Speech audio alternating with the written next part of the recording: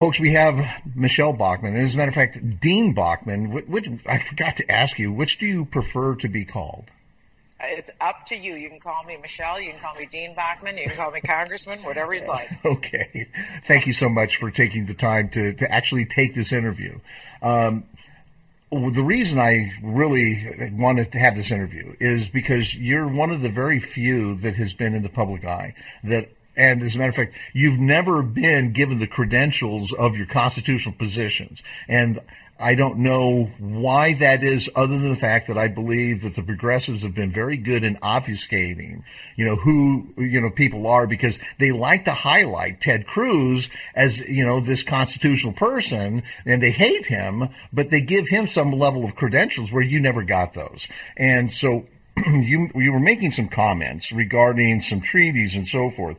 And I know understanding the Constitution and understanding the enumerated powers, these contracts, or I should say these treaties that America has entered into, has been all a facade because there's been no delegated authority for the federal government to be able to regulate or even enter into treaties over these things. And so how do you believe America can actually move forward? And I know you're not really ready for this, but what I'd like to do is some of these questions, I'd like to reserve the opportunity for you to, ruminate, cogitate on, and we can get back as you kind of give it some prayer and thought, because another credential that you get weighed heavily upon is your credentials on Christianity and being a God-fearing person. So again, let me dive into some of the positions that you've taken, because when you started off your political career, one of the key issues was the marriage in Minnesota. In other words, marriage for Minnesota. And at that point in time, the whole United States was literally seeing the writing on the wall that the progressives were trying to actually destroy the family unit by actually perverting marriage. So the question... Go ahead. Yeah, go ahead. So the question is, what drove you to actually lead that charge, Marriage for Minnesota?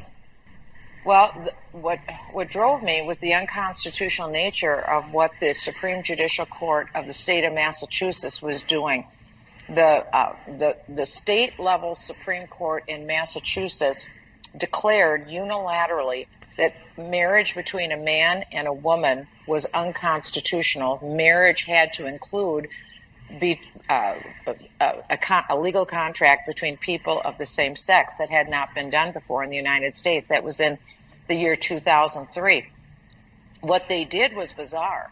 The state Supreme Court, not the state legislature, made that declaration. They changed law unilaterally, right, and they ordered the state legislature in Massachusetts to pass a law in conformity with the Supreme Court justices' moral and legal opinions. Right. Now that doesn't happen. You don't have a court tell a state legislature, which people who are elected by the people, you must pass a law in conformity with what we want. Right. So it completely upended our system of government, where we are bottom up.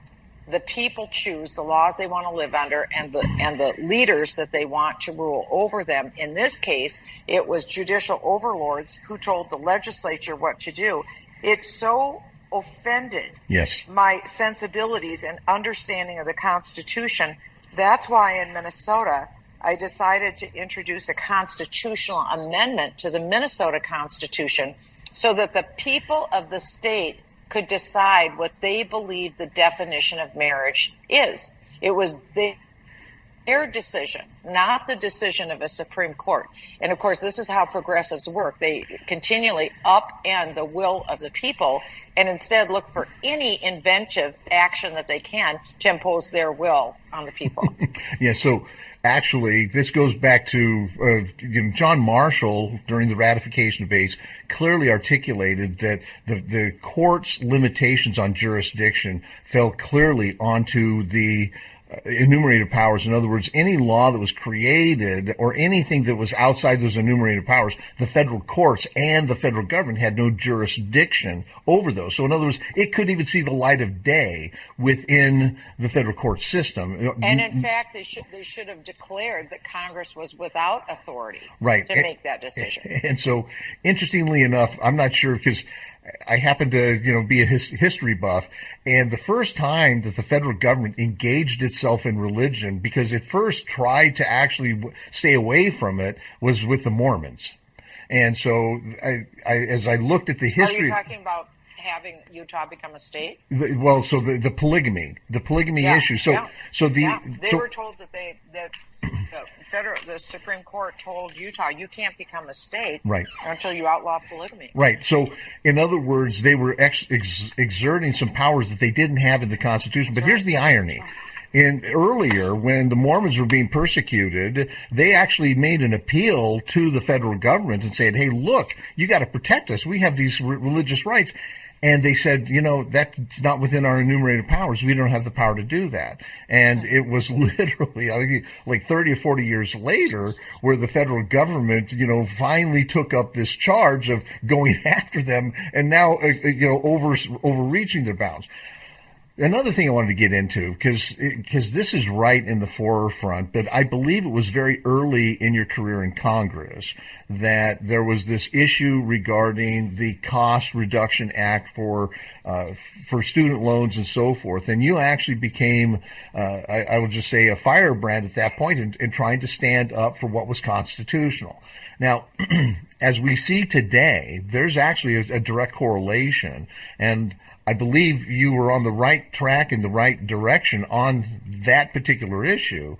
And as you see what's going on with the Biden administration, first off, he has no legislative authority or power. And the fact that he's going down this path of trying to lead and guide violations of the Constitution, is clearly treasonous. But what do you believe needs to happen regarding these student loans and this big problem, this albatross? Well, I will tell you, this is a huge affront to every single American, because what people need to understand is that the student loan issue originates as a contract. It is a contract between the person taking out the loan and the person that they're taking the loan from. Prior to Obamacare's passage in 2010, I believe, 2009, 2010, 80% of all student loans originated privately. People went to a private bank and they got their student loan.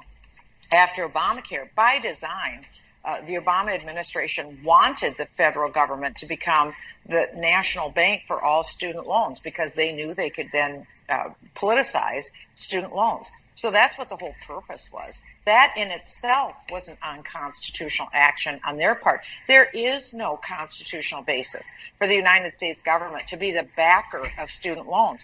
That being said, it is important that people understand that a student loan is very unique in all loans in U.S. federal tax law. I'm a former federal tax attorney myself, and I worked once for the United States Department of Treasury. It is a very unique loan. It is the one loan that cannot be discharged by an individual in bankruptcy. So if you're not paying back your student loan, that student loan, by law, traveled with you until you took your last breath on earth. You could never get rid of it. You always had this obligation. So this is an absolutely unique fiction that the Biden administration came up with, arrogating to themselves powers that they do not have to violate a private contract and to vitiate that obligation that the obligor has to pay back that loan. We should be offended on every level over the student loan action. Yes. Well, so here's the interesting thing that I think it's imperative to point out, because the Constitution actually does delegate power to the general government regarding bankruptcy law. And so bankruptcy law, it demands that there be a uniform application of bankruptcy throughout the United States. And how is it that these loans themselves do not fall under that uniform bankruptcy law? Of course it does. And they have violated that. Just like, if you remember, under the Obama administration, Right. they upended 150 years of bankruptcy law when they gave special favors to the automobile industry, if you remember, regarding secured debt. Oh, yes, yes. You had secured creditors who were investors Yes. in the automobile industry. And so the Obama administration preferred the union pensions. And so they put the union pensioners first in bankruptcy, violating 150 years of bankruptcy law. That is correct, yes. Yes, because the bondholders were the ones that contractually were guaranteed That's their, right, to their be money. first in line. That's to absolutely be first in right. line to be paid back as creditors. And why? Because they're the ones who put their capital at risk by investing in GM or Chrysler or whomever. Right, and I have personal friends that were impacted by that because they were bondholders. They, you know, they like to They hedge. lost their investment. Everything was gone. gone. They lost their investment, Yep. but the pensioners under the union were made whole. So Right. you can't do that. Right. And again, what was the purpose? It was to inject a political outcome, not a legal outcome, not a constitutional outcome. It actually was morally vacuous to deprive people, to steal from people through violating the bankruptcy laws. Right. Okay, so the next one, and I'm actually making a picture, and you don't know this, but I'll give you this picture of what's going on here. But anyway, so the next one I wanted to bring into, because in your early days in Congress, you were hit with another thing that fell into the same milieu, which was the Wall Street bailout. Yeah. And so this industrial or insurance or this corporate welfare that was being levied out, I mean, so I've told my listeners for time and time again that the uniformity clause is very clear that the federal government has to treat every state equal. They can't remove burdens or they can't lighten burdens for one state and allow other states to actually have to carry the rest of the burden. And when they bailed out New York, first off, they don't have any enumerated power to do that, but they also violated the uniformity clause. And so you were a huge champion against this bailout. I was. If people remember back, this is when George Bush sent the worst possible messenger to Congress to beg for bailout money. And this had never been done before. This Right. was unprecedented. Hank Paulson came over to the Republicans in the House of Representatives, who were in the majority at that time. And Hank Paulson basically demanded and just said, you're going to give me a check for $800 billion. And then we're going to use that check to give money to banks, big banks, to ensure that they don't fail. Because they said we could destroy the whole American economy if we don't bail out these banks. Well, we'd been doing that, really. In some sense, it wasn't new, because since the time of Bill Clinton, they had been bailing out banks that made loans, let's say, to Mexico, and Mexico couldn't repay them. So the federal government would stand in and intervene because various friends of Bill Clinton put pressure on him Right. to make sure that their businesses didn't fail. So it was essentially privatizing profits for favored businesses and socializing the losses. So the risks were taken by these players in finance. And so the federal government would swoop in and save the neck of these bad, risky bets or loans, Right. because they had made donations to Bill Clinton or to George Bush or whomever. And so this became real money. This wasn't $93 million. This wasn't, $500 million. This was now $700 billion. That's when $700 billion was a lot of money. Right. And so we were told, just hand it over, a blank check. Right. There was even included in this was no right of judicial review. Whatever the Bush administration did with that money, fine by them. So they used that money to bail out the banks. Go ahead. I'm sorry. It upended expectations on Wall Street because it was so breathtaking. So then what did Wall Street realize? It's like a 16-year-old who crashes the car and mom and dad bail him out of jail and buy him a new car and say, son, let's just go a little easy on the pedal in the future. Well, that Wall Street doubled down. Once they got this $700 billion, they knew that they were living in fantasy land. Right. They could do anything they wanted to do. All they had to do was keep the donations going to the Democrat Party, keep the donations going to the people they could buy out in the establishment Republican Party, and Right. they could do anything they wanted, and they would never lose. It'd be heads I win, tails you lose into the future. And financially, that's what's happened here in America. Right. So didn't the bailouts actually turn into over $1 trillion? The TARP bailouts and all of that? By the time you get debt service. Right. Okay. By the time you added in debt service, it was over $1 trillion. But hey, Right. what's $1 trillion today?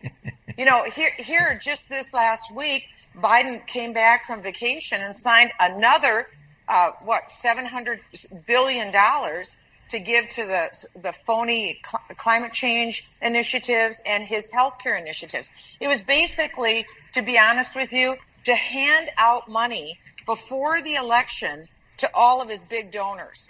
He was paying off political debts to his big donor friends Yep. who finance all of the election shenanigans. Yep. And so it's for all these phony wind and solar and all these things that have Yep. never worked without subsidy. Right. So actually, you bring up a good point, because it is illegal to tamper with elections, to be able to buy votes. And so how is it not buying a vote to say, if you vote for me, I'll violate the Constitution and give you health care? Exactly. How is But that's the game. What you've done is you've just explained the game in D.C., and it didn't just happen. Oh, no, it's no, no. happened Yeah. for a long time. Now it's on a massive industrial scale like no one has ever seen. Right. Well, And so the amount of money that they're putting on the betting table today, I mean, just last week, another $700 billion, Right. real money. All these people are doing is they're buying the collapse of America. Because no one can withstand the level of spending that we're under. There's no new money. We know that we're in recession. Productivity is down. We're not creating more wealth to put behind these dollars. As a matter of fact, we're hollowing out the value of those dollars. So they're purchasing the collapse of America within our lifetime, not our children's, not our grandchildren's, within our lifetime. They're purchasing and ensuring the collapse of America. Right. So a couple of things I wanted to point out, and we can go through these, because I think what I'd like to actually